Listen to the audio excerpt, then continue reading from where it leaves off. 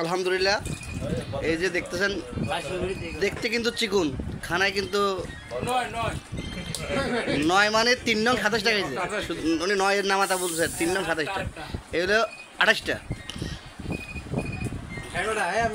এর হচ্ছে 21টা, 11 মানে 10 মাইনাস। আর এই যে দেখতেছেন সাইলেন্ট কিলার, উনি প্রায় 32টা তো মনে হয় খাইছে। এই দেখেন এখন হাফ লিটার মজো খাইতে যাবো। আর এই যে দেখতেছেন কথা একটু কইতেছে, বেশি বেশি খায় নাই, 13টা খাইছে।